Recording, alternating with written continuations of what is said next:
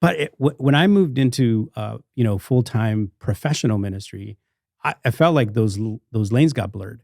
Like Yeah. there were no lines for me, and so you almost feel like, well, I have to be all things to all people, right? All I the have time. to all the time. Yeah. I have to do all of these things because It's good. they need me, and if I'm not doing them, then they're not getting done.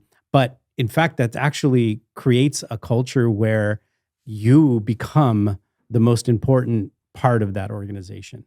Yeah. And I don't know that that's necessarily the case, right? That I think that there's equal parts importance on the team and others, right, that can bring gifted. And again, it's weird to me because as leaders, aren't we trying to hire really gifted and quality people who can do a bunch of stuff You that would we think don't know how so. to do? You would right? think so, but yeah. But it feels like more we hire people who can just kind of get the menial work done or just keep the wheels turning while I do, all the big stuff. Yeah.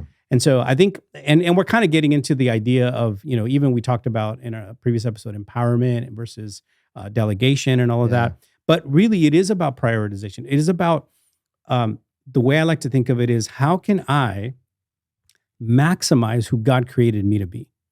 Where can I spend the most time and have the most impact and add the most value? That's right. Yeah. That's what that's the lens through which I love that. take my assignments, because anything else, and that's not to say that I don't end up taking on things that I shouldn't. I still do that. Yeah, sure. But then when I start feeling the weight of all of that, I go, oh, what did I do that for? Why did I take that stuff on? I should have just empowered someone else to do that, right? Or delegated or whatever.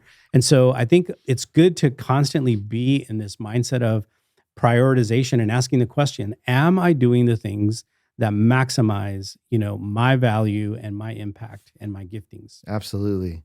And so how you prioritize your time, be clear about your why, be clear about the problem you're solving, be clear about your gifting and weaknesses, and then be clear in your capacity, season, and pacing. What we mean by this is, look, your capacity changes. Like, I'm older, my capacity has changed. I've grown. There's been wisdom, there's been understanding, there's been skill set growth. Like, I might be at different capacities. What can I handle? I used to have 2 kids and then there was 3, now it's 5, so things change.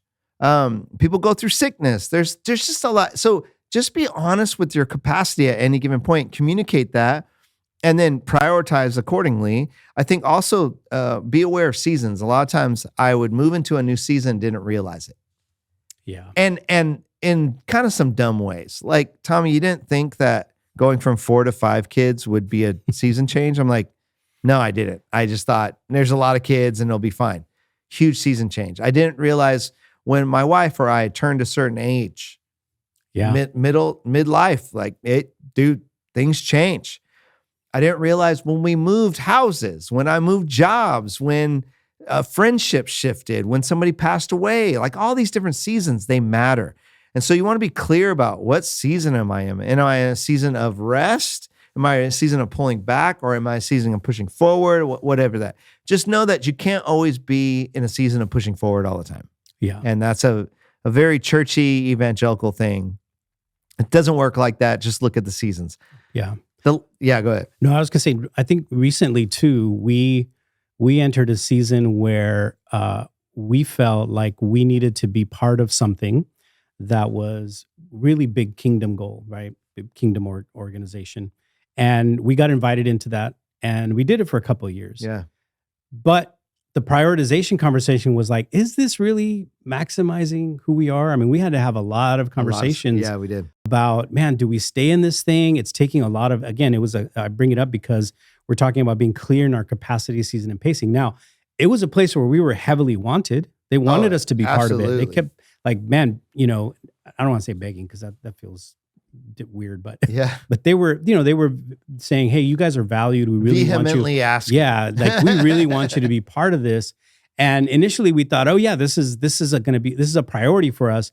But here's the thing: we realized that in reality, that really wasn't a priority. It felt good to be part of it, and it felt good to be part of something bigger. But we realized that really what God had been doing, kind of underneath all of that in the organization, was pointing us in a different direction. Right. And so we could have, the typical thing to do would be like, okay, well, we can do both. Yeah. Let's just grind it out. Like, we can do both. But I think we saw that that was going to require a lot more of our time and energy, and it was going to pull us away from the thing that we're called to do every day, which is lead this organization, right? Yeah. And so we had to make the hard decision of prioritizing that basically down to zero Yeah. and saying, hey, we got to get out of that because we have other things that need our time, our energy, and our resources.